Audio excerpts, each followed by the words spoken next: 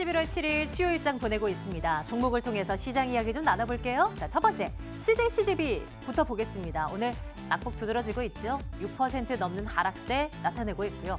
뉴스가 있었습니다. CJCGV의 자회사 베트남홀딩스를 유가증권 시장으로 상장시키려고 했는데 이 계획을 철회했습니다. 이 최종 공모 가격을 이제 선정하는 과정까지 갔었는데 이 회사의 적절한 기업 가치를 평가하기 좀 어렵다라고 이제 회사 측은 설명을 하고 있더군요. 38,150원대 실망 매물주 흘러나오고 있는 채 진행되고 있습니다.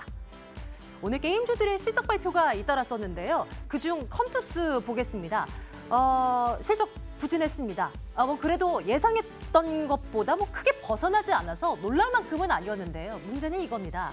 신작을 빨리 내놔야 되는데 스카이랜더스도 그렇고 서머너즈 워, MMORPG 이거 내놔야 되는데 이 출시 시기를 늦춰야 한다라고 이제 컨퍼런스 콜에서 발표를 했던 거죠.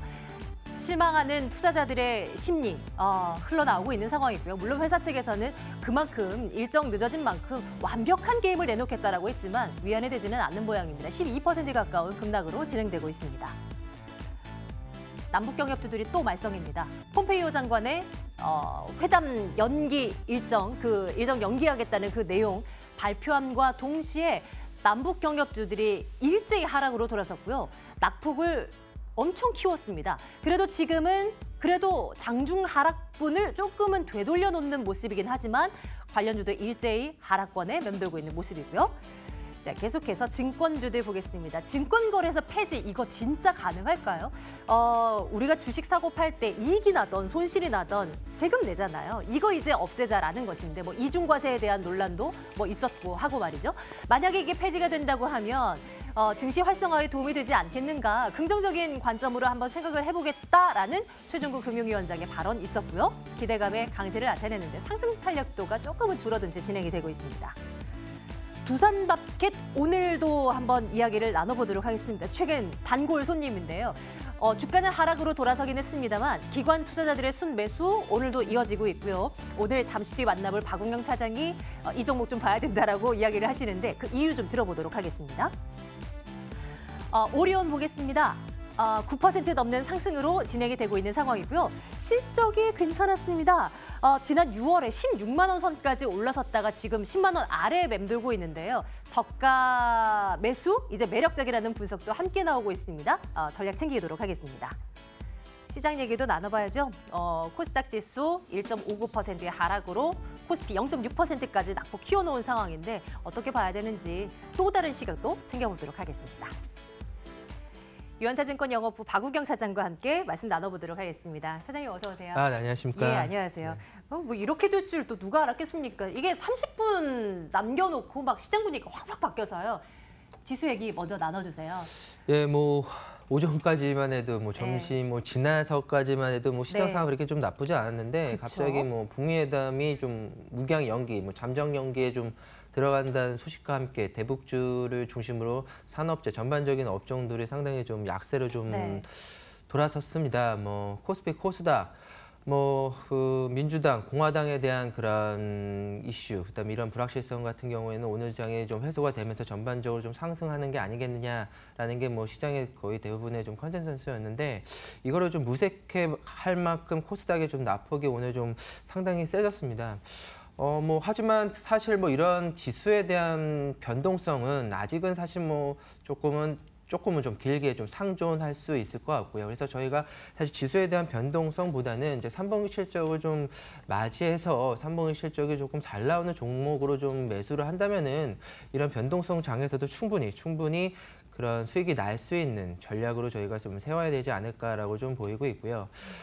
코스피, 코스닥, 양시장, 지수에 대한 큰 상승을 예견하기에는 아직 악재들이 좀 상존해 있기 때문에 금리 인상에 대한 이슈라든가 미중 무역 갈등에 대한 그런 것들도 해소되기까지는 좀 시간이 사실 많이 걸릴 것 같습니다. 하지만 이런 해소에 대한 시간에 대한 것보다 악재가 더 이상 새롭게 사실 나오는 것도 없을 거라는 전망들이 좀 강하기 때문에 이런 지수에 대한 그런 하방 압력이 조금은 더 세지기보다는 종목에 대해서 저희가 조금은 더 집중 있게 조금은 매수할 필요가 있겠다라고 좀 말씀을 드릴 수가 있을 것 같습니다. 네, 시장의 변동성이 자꾸만 커지고 뭐 어제도 그러더니 오늘도 매한가지네요. 예, 쉽게 넘어가는 날이 요즘은 없는 것 같습니다. 종목 이야기 나눠보도록 할게요. 증권주에 대한 얘기 나눠볼까 합니다. 그 증권 거래세 폐지 말입니다. 그 차장님, 지금 우리가 주식 사면 0.3% 정도 세금을 떼어가나요? 예, 코스피 이제 코스닥 그 농어촌 특별세 합쳐서 이제 네네. 0.3%의 그런 거래세 한마디로 이제 세수죠. 세금을 저희가 이제 내고서 매매를 시작하는데 뭐 손실이 났던 이익이 났던 매번 매도할 때마다의 그런 그 거래세를 좀 징수를 하고 있습니다. 그렇죠. 하지만 이제 앞으로 뭐 2021년인가요? 2021년까지 해가지고 뭐 주식 종목별 보유 금액을 뭐 3억까지 그 가지고 있는 분들한테 그런 양도소득세를 좀 과세할 전망이기 때문에 뭐 네. 이렇게 된다면은 이중과세 논란에서 좀 벗어나기는 좀 힘들 것 같아서 사실 거래세가 있는 나라들이 별로 전 세계적으로 좀 많지는 않은 것 같아요. 아, 그래요? 그런 측면에서 보면은 네. 저희가 앞으로 양도세 중심으로 그 수익이 난 거에 대한 양도세 중심으로 좀 한다면은 이중과세 논란은 이제는 거래세에 대한 것들은 좀 종지부를 좀 찍을 필요가 있겠다라는 것들이 최근에 그런 정부에서 좀 나온 발언이라고 좀 보이고 있고요. 근데 만약에 이렇게 된다면 진짜 시장 활성화에 도움이 될까요? 사실 뭐 크게 뭐 그 거래세가 빠졌다고 해가지고 시장이 네. 확 좋아지거나 그런 것들은 좀 일시적일 거는 좀 같고요. 하지만 아무래도 이런 데이 트레이딩이든가 단타를 좀 하시는 분들께서는 투자자분들께서는 거래세가 없는 만큼 뭐 거래세가 없으면 이제 증권 수수료밖에는 그 나가는 비용이 없지 않습니까? 그렇기 때문에 좀 매매에 대해서는 조금은 더 활발하게 0.3%라는 큰 거래세 비중을 조금은 좀 줄여주기 때문에 증권 업종한테는 상당히 조금은 우호적인 시장이 조금은 될 수 있을 걸로 좀 네. 판단이 되고 있습니다. 그래서 뭐 오늘 전반적으로 뭐 증권 업종들이 조금은 상승할 수 있었던 좀 계기가 될 수 있었던 것 같고요. 네, 최근 네. 들어서 거래량이 이제 지수가 좀 하락을 하면서 좀 많이 죽었습니다. 뭐 최근 들어서 뭐 매도세 오히려 매도가 좀 강한 시장에서의 그런 매도세들 빼놓고는 매수세가 그렇게 크게 양시장 좀 들어오는 측면들이 좀 적었기 때문에 이런 거래세들은 시장의 그런 투자 심리를 더욱더 그 긍정적인 효과로 좀 나올 수 있는 환경들이 좀 좋기 때문에 예, 저는 뭐 상당히 증권 업종한테는 좀 반길 만한 뉴스다라고 좀 말씀을 드릴 수가 있을 것 같습니다. 그렇죠. 하긴 뭐 세금 고작 0.3% 없어진다고라고들 하실 수도 있지만 생각해 보면 우리 적금 0.0 몇 % 이익 더 보고자 막 찾아가고 그쵸. 막 ATM기 수수료 안 내려고 그 1,000원 아끼려고 또 딴 데 가고 뭐 이랬던 우리들이니까요. 생각해 보면 투자자들이 심리를 완화시켜 주는 데는 뭐 충분히 괜찮을 거다라는 생각도 들어요. 투자 의견은 그럼 좋아요 가도 괜찮은 건가요? 예, 저는 증권 업종 좋아요로 말씀을 드리겠습니다. 뭐 탑픽은 어떤 걸로 보세요? 탑픽은 증권 네. 업종 중에서는 메리츠 증권이 가장 그래요? 그 네. 증권 업종 중에서는 좀 탑픽으로 좀 보이고 있고요. 우선 증권업 지수를 한번 좀 보겠습니다. 뭐 차트를 보면서 한번 간단하게 좀 말씀을 드리면은 네. 증권업 지수 오늘 전체적으로 약 1% 정도의 뭐 상승을 좀 보이고 있고요. 어느 정도의 그 증권업 지수도 좀 바닥을 짚고 우상향하는 좀 모습이기 때문에 바닥 대비해서 전체적인 업종에 대한 그런 그 상승에 대한 트렌드는 이미 조금은 그 하방보다는 위로 좀 열려 있다. 그래서 저희가 좀 전체적인 것들은 증권 업종은 좀 우호적으로 3분기 실적까지도 대체적으로 좀 양호한 좀 측면이기 때문에 증권 업종의 그런 거래량 활발, 그다음에 향후에 있을 그런 글로벌 악재들이 그 해소가 된다면은 전체적인 투자 심리는 이제는 뭐 증권 업종은 좀 바닥은 확실히 좀 지났다라고 좀 말씀을 드릴 수가 있을 것 같습니다. 눈여겨봅니다. 그리고 그 가운데서도 메리츠 종금증권 내 움직임도 한번 추적해 보도록 할 거고요. 투자 의견 좋아요 찍고 다음 가보겠습니다. 두산마켓. 사실 사장님 이거 어제도 봤었거든요. 근데 그러세요? 어제의 시각은 글쎄요였어요. 그냥 이제 말씀을 드리자면 네네. 그 이유가 그거였어요. 미국 쪽에 상당 부분 이제 매출이 잡히고 있는 두산마켓이고 미국 네네. 시장 좋고 매출도 실제로 잘 나왔는데 실적이 네. 그런데 아직은 좀 불확실하다. 뭐 네. 중간 선거 결과도 그렇고 등등 더 봐야 되기 때문에 글쎄요라는 답변을 들었었거든요. 예. 사장님의 시각과 우리 시청자님과 저는 비교해 가면서 한번 들어볼게요. 어떤 시각이시게요? 제가 사실 어제 뭐 방송을 못 들어봐가지고 어떤 이유 때문에 이제 글쎄요라고는 못했지만 이제 두산마켓 같은 경우에는 소형 건설기계 장비 업체입니다. 주로 큰 뭐 대형 뭐 건설이라든가 이런 두산인프라코어랑은 조금 좀 다른 시각이고요. 그렇죠. 아무래도 이제 주택 경기 이런 농업이라고 할까요? 그다음에 그런 저희 그 미국이나 이런 북미 쪽에서는 이제 주택들이 대부분 이제 그런 목재 뭐 이런 쪽으로 좀 많이 좀 짓지 않습니까? 네. 그래서 그런 주택 경기에 대한 그런 활성화가 되면은 소형 그런 건설 기기에 대한 판매가 조금 늘어날 것이라는 전망들이 좀 우세한데 최근 들어서 실적들을 보면은 3분기 실적도 상당히 좀 좋게 나왔습니다. 북미 시장의 그런 고성장이 상당히 좀 엿보였고요. 그다음 유럽 시장의 좀 양호한 성장. 그래서 대부분의 매출들이 그 두산마켓 같은 경우는 선진 시장에서 좀 발생을 하고 있습니다. 소형 건설 기기에 대한 수요가 그쪽 시장으로 좀 발생하는데 이게 좀 웃긴 조금 우스갯소리로 왜 그러냐 하면은 소형 건설 기계를 좀 이용을 하는 그 나라들의 그 보면은 임금 소득이 상당히 높습니다. 높기 때문에 네네. 소형 건설 기계를 굳이 사용하지 않는 그런 뭐 약간 좀 후진국이라고 할 수 있고요. 신흥국가들은 그런 소형 건설 기기를 사용하기보다는 그 노동자들이 직접적으로 그 일을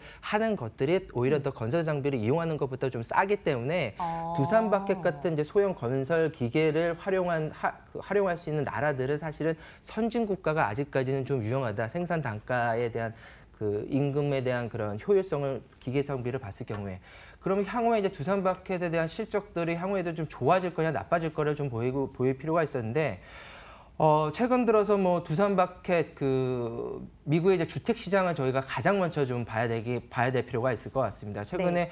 미국 지역의 대부분의 그런 주택 시장을 대부분의 그런 수익으로 바로 연결이 되는데 최근에 주택 판매가 약간은 조금 둔화됐다는 좀 얘기들이 좀 나오고 있고요. 그런 반면에 오히려 지금 미국 경기가 좀 상당히 그 좋지 않겠습니까? 지금 좋아지고 있고 상당히 앞으로도 좀 사상 최대 그런 그 뭐 최저 그 실업률이라든가 이런 측면을 봤을 때는 향후에 상당히 그런 주택 경기가 오히려 더 그 살아나고 인프라에 대한 그런 확장, 재정 정책들이 오히려 좀 확장이 된다면은 이런 것들은 조금 둔화되는 측면들은 약간은 좀 기회일 가능성이 좀 높다라고 좀 보이고 있고 미국 경기뿐만 아니라 유럽 경기, 뭐 일본 경기 대부분의 선진 국가들이 좀 살아가 나고 있는 상황에서는 이런 건설기계 장비 업체들의 이익 실정이 저는 초입이라고 좀 보이고 있기 때문에 아직까지는 뭐 절정이라고 좀 말하기에는 조금은 좀 이른 감이 있다라고 저는 생각하고 있습니다. 차장님과 같은 뷰를 기관 투자들이 갖고 있는 것일까요? 그렇게 사들이고 있는 상황이거든요. 최근 들어서요. 네네. 어디까지 올려다볼 수 있을까요? 사실 뭐 두산마켓 뭐 차트를 보면 사실 지지부진합니다. 뭐 긴 박스권이라고 좀 네. 할 수도 있고요. 매매하기도 상당히 어렵습니다. 뭐 양봉, 음봉 매일매일 뭐 섞여서 좀 나오고 있는데 그만큼 그동안의 그런 실적에 대한 모멘텀들이 주가를 좀 올라가지도 못했던 것들을 좀 본다면은 최근 들어서 두산그룹 중에서의 두산마켓의 실적적인 측면, 그다음에 재무 건전성이 조금은 좀 양호한 측면, 그다음 배당 수익률 확대적 거를 좀 본다면은 충분히 뭐 전고점 4만 원대 이상까지는 충분히 돌파하고 가지 않을까라고 좀 보이고 있습니다. 투자 의견 당연히 좋아요. 네, 좀 좋아요로 좀 말씀을 드리겠습니다. 예, 두산마켓 이 의견도 한번 챙겨서 보시기 바라겠습니다. 다음 보겠습니다. 오리온 살펴볼게요. 3분기 실적 나왔고요. 오늘 오리온의 결과 전해진과 동시에 주가 뛰고 덩달아서 음식료 다른 업체들의 주가도 함께 좋더라고요. 오리온 분석은 어떻게 하세요?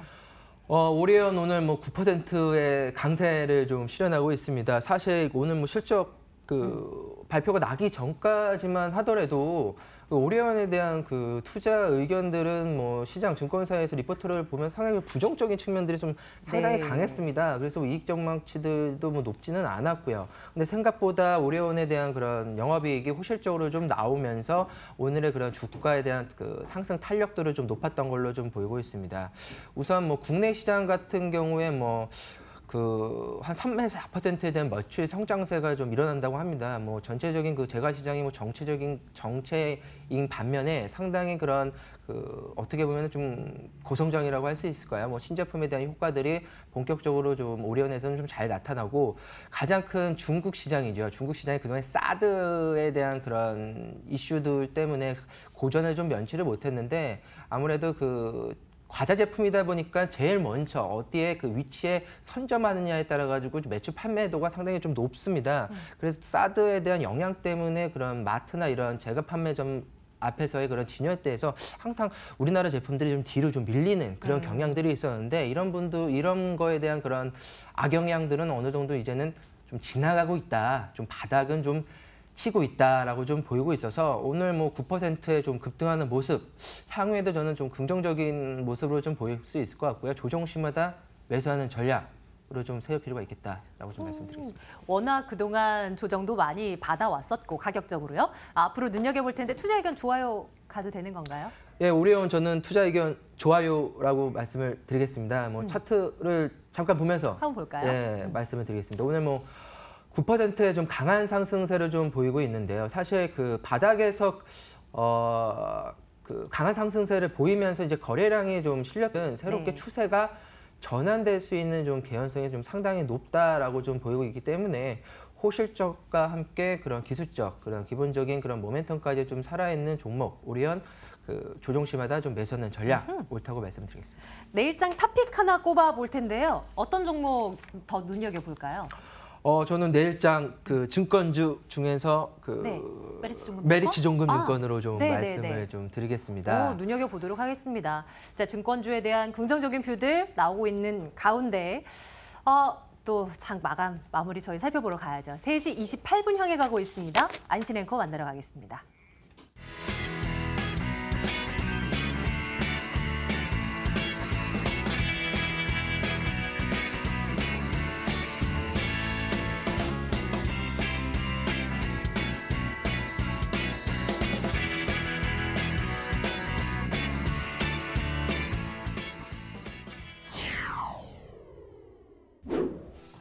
코스피 코스닥이 하락으로 전환이 됐습니다. 북미 고위급 회담이 연기됐다는 소식이 들려오자마자 지수가 방향을 급선회한 건데요.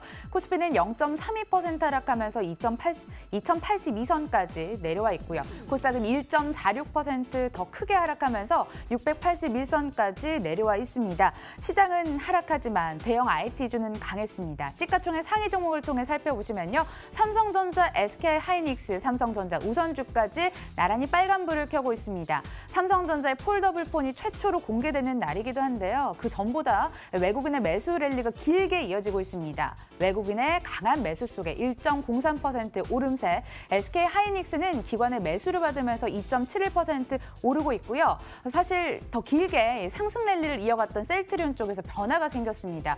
오늘 하락으로 전환되면서 3.11% 하락한 23만 3,500원 선에 장을 마칠 것으로 전망됩니다. 코스닥 시가총액 상위 종목도 살펴보시면 셀트리온에 이어서 셀트리온 헬스케어도 닷새만에 하락으로 전환됐습니다. 낙폭도 커 보이죠? 3.18% 내리면서 7만 원 겨우 걸쳐 있고요.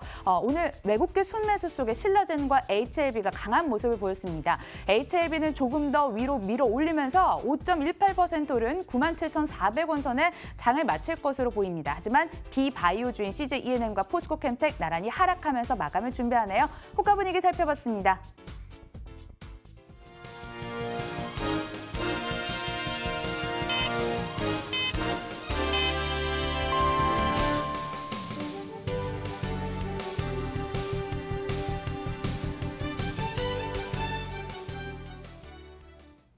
(11월 7일) 시장이 마감됐습니다. 미국의 중간선거가 끝나자마자 8일로 예정됐었던 북미 고위급 회담이 연기됐다는 소식이 연이어 들려왔습니다. 속보에 민감한 상황이었죠. 가뜩이나 경계감이 짙게 깔린 시장은 변동성을 크게 보이면서 장한때 2100선, 코스닥은 700선 터치도 잠시 0.53%, 1.32%까지 밀리면서 시장이 마감됐습니다. 두 시장 모두 외국인의 순매도가 나타났는데요. 수급으로 살펴보시면 외국인은 1,517억 원의 매도 우위, 기관은 수급의 갈피를 잡지 못했고 개인은 사절을 외치는 등 수급 주체들이 다양한 포지션을 유지했습니다.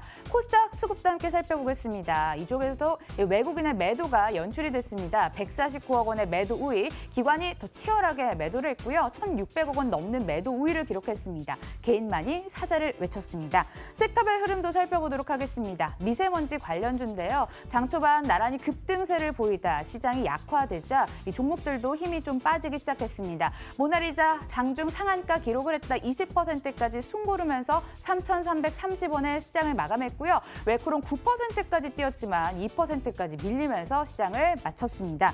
자, 이어서 통신 섹터도 살펴보도록 하겠습니다. 10월의 약세장 속에서도 나홀로 상승세를 유지했던 SK텔레콤과 KT, LGU+, 오늘도 빨간불 유지한 채 시장을 마감했네요. 마감 분위기도 함께 돌아봤습니다.